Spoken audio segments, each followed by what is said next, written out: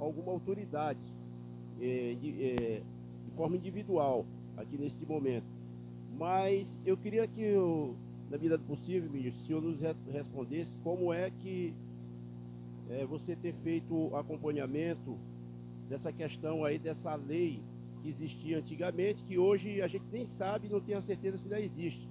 A lei de falências e concordatas, e hoje parece que essa coisa vem sendo superada pela tal recuperação judicial. É um argumento usado fortemente pelos empresários em todo o país, e aqui no Maranhão não está se fugindo dessa regra. Infelizmente, o trabalhador tem sido prejudicado com essa tal da recuperação judicial. Eu sou testemunha que conheço aqui, em média, se precisar de apresentar um relatório, vai dar, em média, no mínimo, 500 pais de famílias e mães de famílias que estão sem receber seus direitos trabalhistas, porque a empresa alega que está em processo de recuperação judicial.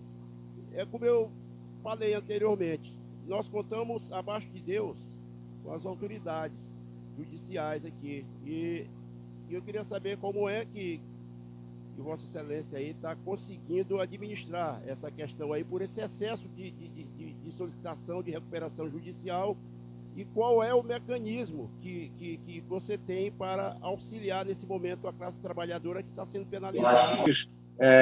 Problemas, né, nacionais que decorrem da própria crise econômica no país, não é? Essa lei, a Lei de Falências e Concordatas, ela é uma lei de 1945, foi alterada pela lei de fevereiro de 2005, que é a Lei de Recuperação Judicial, que é a lei de número 11.101.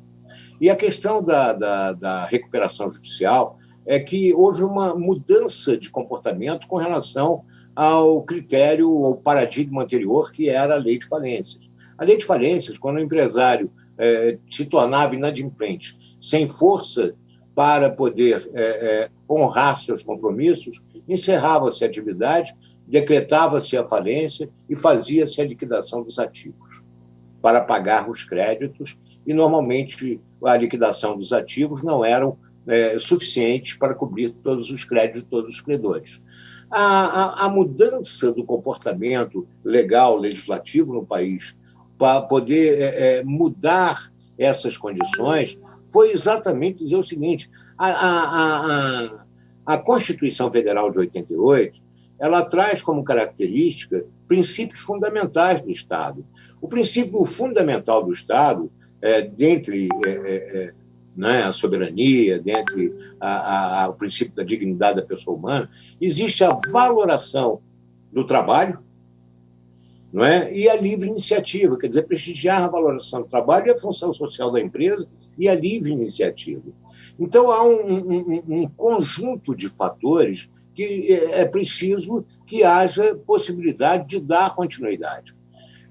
Claro, nós precisamos de geração de emprego, políticas públicas de geração de emprego. Isso que, naturalmente, vai retirar o país dessa informalidade do trabalho, dessa precarização do trabalho. Quanto mais nós tivermos geração de emprego, gerar emprego com políticas públicas, e políticas públicas sérias, no sentido até, nós temos habitação popular aí em defasagem, nós temos uma malha ferroviária inexistente que é preciso cultivar, nós temos uma navegação fluvial no país, não é? Como mercado de transporte, a questão enfim, uma série de fatores que precisam participar de uma política pública de geração de emprego. E, para isso, é necessário que haja o quê? Empresa. Não é? É necessário que haja atividade econômica para que gere emprego, para que possa produzir emprego. Essa é a questão crucial que nós vivemos. E a crise econômica, ela faz com que, de fato, o mercado, as empresas não suportem a própria atividade. E isso vai refletir no mercado de trabalho, com toda certeza. E o fato do inadimplemento da empresa muitas vezes, não digo, mas muitas vezes não se pode atribuir dolo, não é? No inadimplemento das obrigações.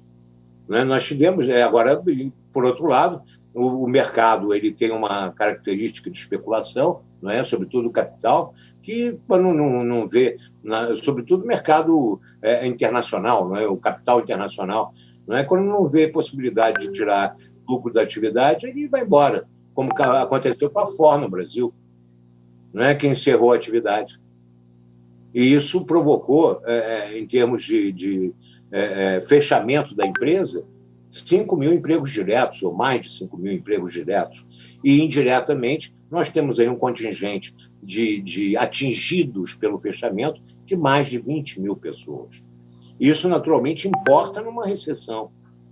E é necessário que nós... e a questão da recuperação judicial é exatamente isso. Havendo possibilidade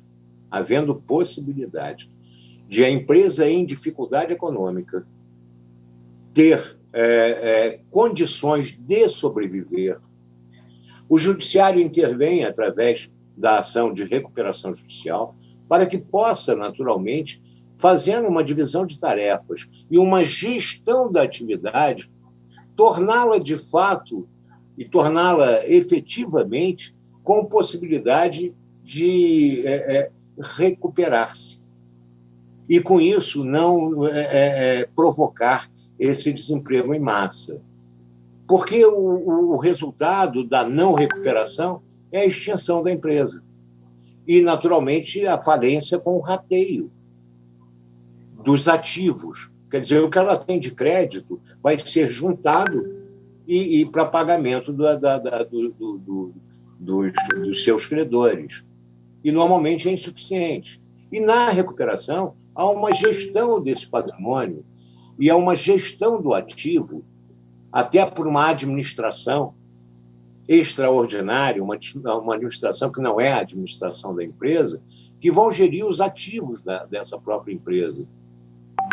O administrador irá gerir para que ele dê possibilidade de a empresa recuperar-se, de ela se tornar ativa novamente. E, para isso, tem que pagar aos credores. Então, nesse período, a arrecadação, o produto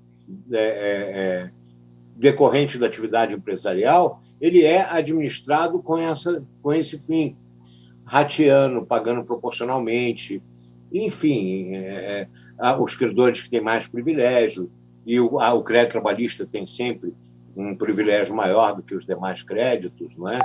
Até chegar, naturalmente, à liberação da empresa para que ela possa continuar e devolver aos seus proprietários para que ela possa continuar a exercer o seu papel social de geração de empregos. Então, essa é a questão. É complexa, é verdade, não é? E é um termômetro da crise. Haverá uma maior existência de processos de recuperação judicial quanto maior for a crise econômica no país. Ministro, só mais uma intervenção. Eu estou entendendo o que Vossa Excelência está explicando, até porque a gente vai chegar numa conclusão que é um instrumento legal, judicial, que o empresário ele pode contar. Agora, sim, o que mais nos preocupa é pelo fato da empresa ela fazer essas alegações que está com a beira do abismo, está com possibilidade de falência, e então ela recorre a esse instrumento judicial que até então, pelo que a gente entende, é legal, a recuperação judicial. Mas aí, ao olho nu, a gente percebe, e até se fizer um acompanhamento passo a passo, que a empresa ela tem bens, ela se desfaz de alguns patrimônios, e no que ela se desfaz de alguns patrimônios durante esse período de recuperação judicial, De repente você pode até me dizer, não, mas durante o período de recuperação judicial, a empresa ela fica impossibilitada de mexer com fazer qualquer tipo de negociação com o seu patrimônio. Aí vem a questão, a pergunta, como é que a justiça ela tem a certeza que a alegação que a empresa está fazendo é correta? Ela tem uma equipe de acompanhamento que fiscaliza passo a passo o andamento dessa recuperação judicial, o comportamento do empresário com a sua empresa, porque o que eu posso dizer para o nobre ministro aqui, que tenho acompanhado situações, amigos, pessoas conhecidas, que eu falei aqui no início, que se for enumerar, dá no mínimo aí em torno de 500 pessoas por baixo, pais de famílias e mães de família, que estão passando fome aqui no Maranhão, porque não conseguiram ter em suas mãos o que conquistou durante a permanência de prestação de serviço como empregados e empregadas da empresa. E infelizmente, a gente fica sabendo que o empresário ele vendeu determinado patrimônio. Eu conheço empresa de transporte aqui, que se desfez, foi em média de 40 a 50 veículos e nunca essa empresa sai dessa condição de falência e todo o tempo dependendo da recuperação judicial.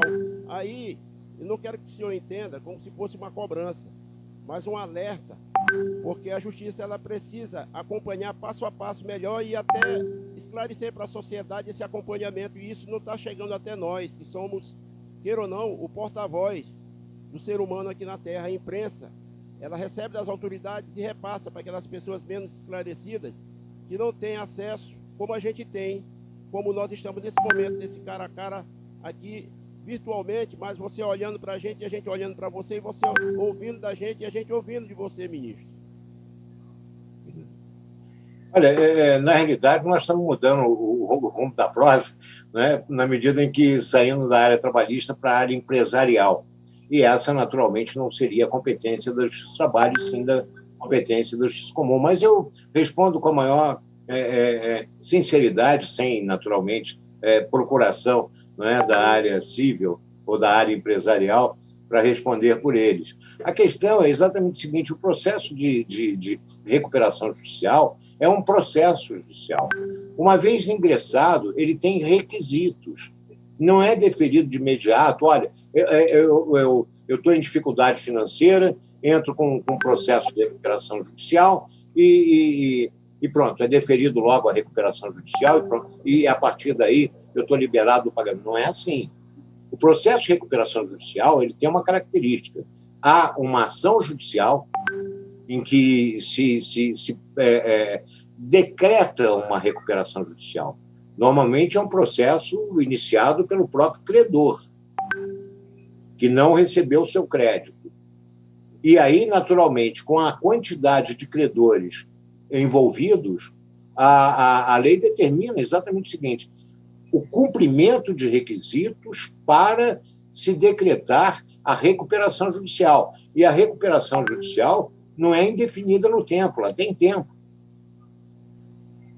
Ela tem um tempo de atuação, porque se não recuperar, tem que ir para a falência. Agora, a importância é recuperar a empresa. É preciso entender o seguinte: nós temos que partir de um primado maior, um princípio maior do Estado democrático de direito, que chama-se princípio da boa-fé, que tem que estar em todos os cidadãos. A presunção é da boa-fé. A má-fé não se pode presumir como, olha, está todo mundo de má-fé. Não é verdade. A presunção é que estejam todos de boa-fé. Se houver má-fé, aí sim, o instrumento legal é capaz e tem possibilidade de se reagir com eficácia e reagir com, naturalmente, uma característica de punibilidade maior. Agora, a questão da recuperação judicial é exatamente o seguinte: não adianta, eu sou credor, não é credor até trabalhista, de salários. É verdade, isso é um problema sério social. Eu tenho o privilégio de receber primeiro. Agora, não adianta, como, usando uma linguagem de um exemplo, eu matar a galinha dos ovos de ouro. Não vai botar mais ovo de ouro. Então, qual é o objetivo do Estado nesse momento?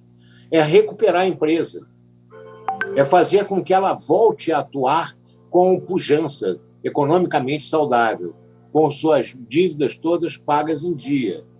Então, a recuperação da empresa é uma questão social, porque a empresa tem uma função social na sociedade. Não adianta eu fechar as empresas que eu não vou ter onde empregar, e eu vou ter uma precarização da relação de emprego. Então, com relação à questão da recuperação judicial, é verdade, há transtorno, há uma demora maior, mas a questão do pagamento é que na recuperação judicial, será naturalmente gerido por um administrador para dar naturalmente eficácia. Com relação à questão das empresas de ônibus, não sei, não conheço naturalmente o processo, nem teria como manifestar sobre isso. A venda dos ônibus, muitas vezes é autorizada até pelo administrador por uma questão de sobrevivência mesmo, né? Porque o sucateamento, né, da empresa quando chega numa crise é muito grande. E muitas vezes os ônibus que foram vendidos não tinham condições de tráfego, né? Mas a questão é isso: a administração na recuperação judicial, a finalidade é exatamente proporcionar a continuação da atividade empresarial e o pagamento dos credores. Agora, com relação à Justiça do Trabalho, ela atua nesse sentido, ela reconhece os créditos, encaminha para o processo falimentar, porque o processo de recuperação judicial, porque ele é universal, ele arrecada toda o crédito e todo o débito. Para poder... Bom, agora, excelência, agora... Rapidamente aí, velho, eu queria só fechar com ele aqui o seguinte: eu citei como exemplo uma empresa de transporte, mas fora a empresa de transporte são várias que tem. E onde é que eu quero finalizar com ele aqui? Você tocou, ministro, num ponto certo. A empresa, ela se despede de algum bem, de algum patrimônio. Se tem um acompanhamento direto da justiça nesse processo, o que poderia acontecer? Olha, empresa, você está em recuperação judicial, você vai fazer o que com isso aqui que você está se desfazendo? Ah, não, porque está sucateado. A própria sucata, ela gera renda, ela gera um recurso. Claro que gera renda, e a renda tem que pagar compromissos. A renda, todo o ativo tem que pagar compromissos, tem que participar de um rateio. Se não pagar a luz, por exemplo, se não pagar... E há questões na própria empresa que são primeiras. Se não pagar a luz, pronto, acabou. A empresa não funciona. Empresa de transporte, se não pagar gasolina, não vai andar. E a mão de obra? Ninguém vai fornecer gasolina de graça. E a mão de obra? A mão de obra também. Aqueles que estiverem trabalhando durante a recuperação judicial têm seus salários pagos em dia. Os créditos passados é que muitas vezes vão ter que participar de um rateio. Porque senão não anda, senão não tem atividade. Agora é preciso entender o que é melhor. Fecha tudo, leiloa tudo e rateia com as pessoas. E, naturalmente, ratear não significa pagar na integralidade, porque isso daí é um universo. E com relação ao restante, é preciso entender o seguinte: se o objetivo é salvar a empresa para gerar trabalho, não é? Salvar a empresa para que ela continue empregando, você é fechar. Me parece que o objetivo maior é esse. E o administrador, ele não é o titular da empresa. Afasta-se o titular da empresa na recuperação judicial e quem vai gerir a empresa é um administrador judicial. É esse que é o curador que chamam? Sim. Curador judicial, certo? Eu vou fechar, eu lhe prometo e juro que eu vou já acabar. Jonas, é porque nós temos outra Tá, mas eu pessoa. vou fechar logo com ele aqui.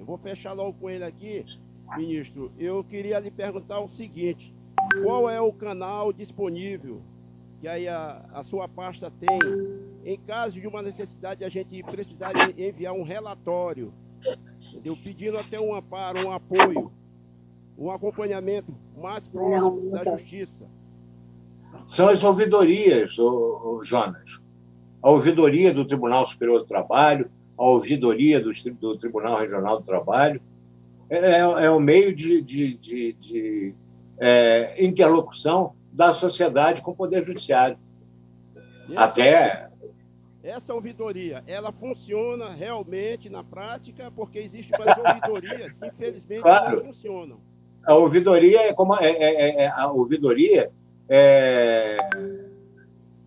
da responsabilidade de um ministro do Tribunal Superior, que é o ministro ouvidor. Tá certo. E é claro que ele tem uma responsabilidade. Teve alguma coisa que fugiu da minha memória aqui? Se clarear na minha mente, eu ainda lhe pergunto. Mas, por enquanto, eu vou deixar aí à vontade os colegas, vou ficar só acompanhando. Estou gostando da sua atenção com a gente.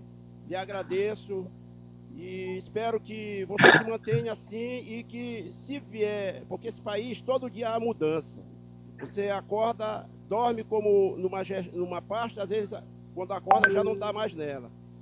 Se vier alguém para lhe substituir, que copie esse seu comportamento aí de saber ouvir as pessoas. Tá bom, ministro? Tá ótimo, à disposição. Vamos lá. Excelência, então nós temos agora